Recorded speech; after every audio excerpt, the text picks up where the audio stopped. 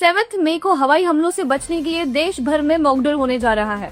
गृह मंत्रालय ने ये निर्देश दिए हैं कि सभी नागरिकों को सिखाया जाए कि जब अटैक होगा तो वो कैसे अपने आप को बचा सकते हैं, और इसी को लेकर मॉकड्रिल होने वाला है। पाकिस्तान हिंदुस्तान की जो जंग है, इसके बारे में आपकी क्या राय है? तो मेरा आपसे सवाल है, ये बताएं, अगर पाकिस्तान हिंदुस्तान की जंग में आप में से कितने लोग पाकिस्तान का साथ देंगे? हाथ खड़ा करें। कम ही नजर आ रहे हैं। इसका मतलब है कि काफी समझ पैदा हो चुकी। पहलगाम नरसंहार के बाद हर एक सच्चा देशभक्त भारतीय अभी केवल यही चाह रहा है कि भारत पाकिस्तान के साथ कोई जवाबी कार्रवाई करे। कम से कम इतना तो करे कि सरहद के पार जो आतंकवादी ठिकाने हैं उनको टेक्नोलॉजी के माध्यम से ढूंढा जाए। वही टेक्नोलॉजी जो मेक इन इंडिया में बनी है, वही टेक्नोलॉजी जिसका मंचों से गुणगान किया गया है, फिर वो चाहे ड्रोन हो या लेजर लाइट टेक्नोलॉजी हो, इनकी सहायता से उनके ठिकानों को ढूंढा जाए और वहीं उनको नस्तो नाबूद करके दफना दिया जाए। पर 22 अप्रैल से लेकर अभी तक ऐसी कोई कार्रवाई नहीं हुई कि भारत माता का सर शान से ऊंचा हो सके। पर ऐसा नहीं कि भारत हाथ के ऊपर हाथ रखे बैठा है। अब जिस प्रकार की खबरें आ रही हैं न्यूज चैनलों में या सरकार के द्वारा जो सूचनाएं दी जा रही हैं, उससे अब स्पष्ट है कि शायद कुछ हलचल बॉर्डर के उस पार होने वाली है। इसके लिए गृह मंत्रालय ने जो दिशा निर्देश जारी किए हैं, खासकर मॉक ड्रिल को लेकर, जिसमें सिविलियंस को भी शामिल किया जाएगा। मॉक ड्रिल जिसमें सिविलियंस को सिखाया जाता है कि यदि हमला होगा तो उस हमले से तुम्हें कैसे बचना है। 7 मई 2025 को पूरे देश में 244 जिलों में ये ड्रिल हो रही है। क्यों? क्योंकि भारत हमेशा सिर्फ त्यौहार और T20 का देश नहीं है, बल्कि एक देश जो हर चुनौती के लिए तैयार रहता है। 1971 में हमने दिखाया था और आज 2025 के लिए भी हम तैयार हैं, चाहे वो सीमा पर जवान हो या गली में NCC के बच्चे। भारत कभी भी पीछे नहीं रहा है। हो सकता है कि हम देर आएं लेकिन दुरुस्त आएंगे। तो पड़ोसियों को ये नहीं समझना चाहिए कि हम उनको जवाब नहीं दे रहे हैं, बस तुम्हारे मुंह नहीं लगना चाह रहे थे और जवाब हम अपने तरीके से देंगे। वो तरीका हमने ढूंढ लिया है।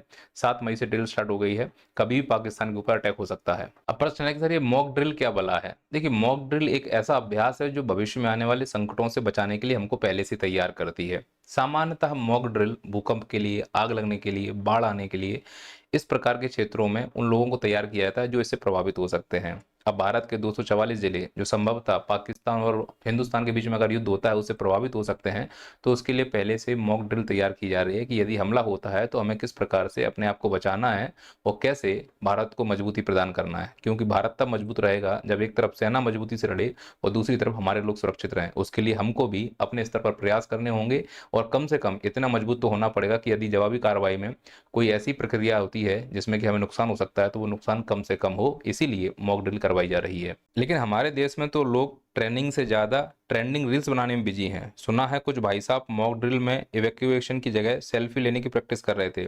ब्रो, सायरन है वो, और मुझे लग रहा है कि वो सायरन के साथ रील बनाने का प्रयास कर रहे होंगे। हद है। अब जरा सिस्टम की बात करते हैं। मंत्रालय ने ऑर्डर दिया मॉक ड्रिल करो, बस फिर क्या, मीटिंग की लाइन लग गई, व्हाट्सएप ग्रुप पे अर्जेंट मॉक ड्रिल प्लान के मैसेज बरसने लगे। लेकिन हमारे कुछ अफसर साहब को लगता है कि वेकेशन का प्लान मतलब ऑफिस से जल्दी निकलकर चाय की टपरी पर पहुंचना। और वो सायरन, हाय रे, कुछ गाँव में तो लोग समझ रहे हैं कि कोई जियो का नया टावर टेस्ट हो रहा है। अरे 5G का सिग्नल नहीं आया है भैया, मॉक ड्रिल है, बचने का प्रयास करो और इसमें शामिल होने का प्रयास करो। इसको मजाक के स्तर पर मत लेना, और नहीं तो व्हाट्सएप यूनिवर्सिटी के चक्कर में तो अपनी जान गंवा बैठोगे। लेकिन दोस्तों, सटायर अपनी जगह है और देशभक्ति अपनी जगह है। आपको मालूम है इस मॉक ड्रिल का असली हीरो कौन होने वाला है? वो स्कूल के बच्चे जो लाइन में लगकर सेफ जोन तक पहुंचते हैं, वो सिविल डिफेंस के वॉलेंटियर्स जो बिना पैसे लिए दिन रात मेहनत करते हैं, वो आम आदमी जो अपने बिजी शेड्यूल से टाइम निकालकर इस ड्रिल में हिस्सा लेता है। ये लोग हमें याद दिलाते हैं कि भारत सिर्फ एक देश नहीं बल्कि एक परिवार है, और इस परिवार में हम एक दूसरे के लिए खड़े रहते हैं।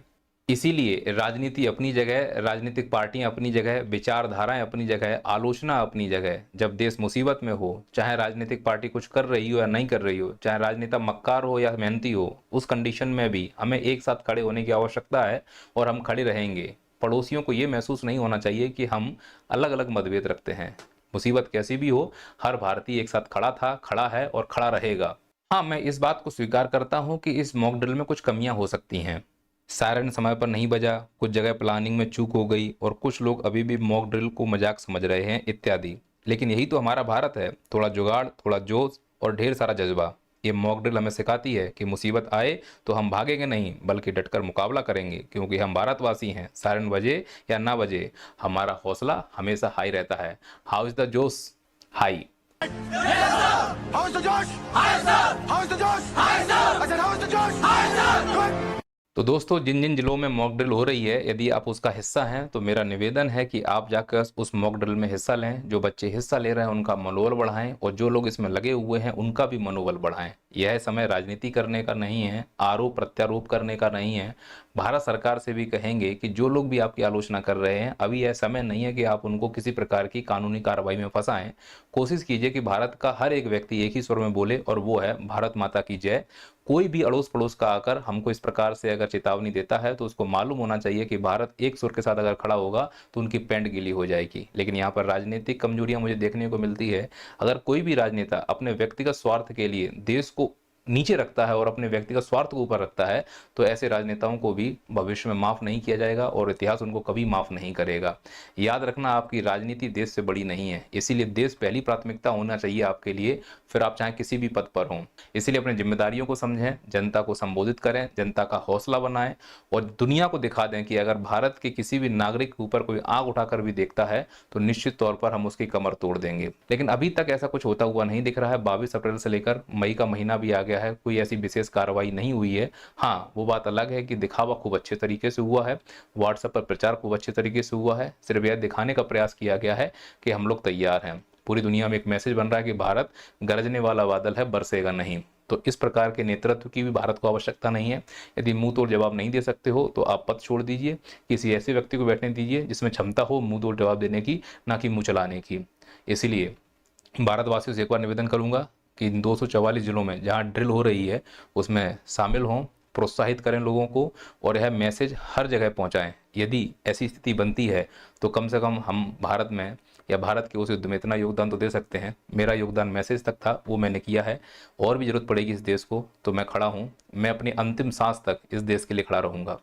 जय हिंद, जय भारत।